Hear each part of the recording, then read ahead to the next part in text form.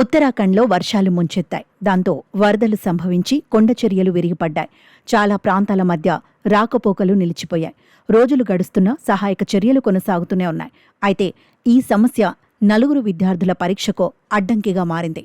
తాము పరీక్ష రాసేందుకు వెళుతున్న సమయంలో రహదారి క్లోజ్ అయి ఉండటంతో కంగారు పడ్డారు విద్యార్థులు. ఎగ్జామ్ రాయకపోతే ఏడాది వేస్ట్ అవుతుందని భయపడ్డారు. ఎలాగైనా పరీక్ష రాయాలనే పట్టుదల నుంచి ఒక ఆలోచన చేశారు నలుగురు విద్యార్థులు. పరీక్షా కేంద్రానికి వెళ్లేందుకు ఏకంగా ఒక హెలికాప్టర్ని అద్దెకు తీసుకున్నారు.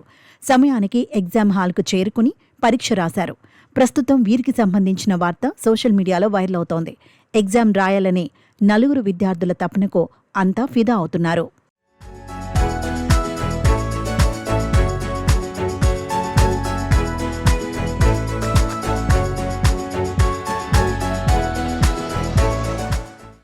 ఉత్తరాఖండ్ ఓపెన్ యూనివర్సిటీకి చెందిన నలుగురు బీఈడీ విద్యార్థులు పరీక్ష రాయడానికి మున్సియారీలోని ఆర్ఎస్ తోలియా పీజీ కాలేజీకి వెళ్లాల్సి వచ్చింది.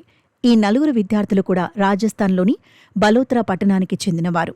అయితే భారీ వర్షాల కారణంగా మున్సియారీకి వెళ్లే రోడ్లు మూతపడ్డాయి. దాంతో వారు ప్రయాణం మానుకోక తప్పని పరిస్థితులు ఎదురయ్యాయి.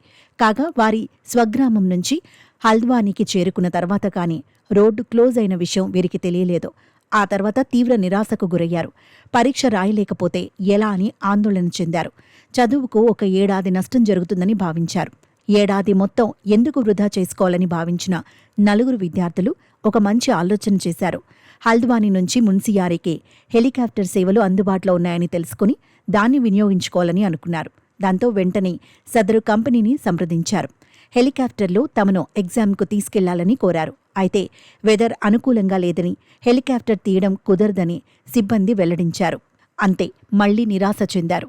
ఎలాగైనా పరీక్షకు వెళ్లాలనే తపనతో ఏవియేషన్ సీఈఓను నేరుగా కలిశారు. నలుగురం విద్యార్థులమని, తాము పరీక్షకు వెళ్లకపోతే ఏడాది వృధా అవుతుందని వేడుకున్నారు. దయచేసి పరీక్షా కేంద్రానికి తీసుకెళ్లాలని కోరారు. వారి పట్టుదలను చూసిన సీఈఓ కరిగిపోయి అనుమతి ఇచ్చాడు. ఇక ఇద్దరు పైలట్తో పాటు నలుగురు విద్యార్థులు హెలికాప్టర్లోనే తమ పరీక్షా కేంద్రానికి చేరుకున్నారు. సరైన సమయానికి చేరుకుని ఎగ్జామ్ను పూర్తి చేసుకున్నారు. మళ్లీ అదే హెలికాప్టర్లో తిరుగు పయనమయ్యారు.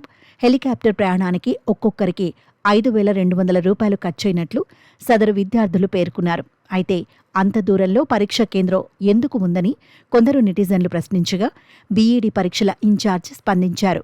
పరీక్షా కేంద్రాన్ని స్వయంగా విద్యార్థులే ఎంచుకున్నారని, దురదృష్టవశాత్తు రోడ్లు మూసుకుపోవడంతో వారు ఇబ్బంది పడ్డట్లు అధికారులు చెప్పారు.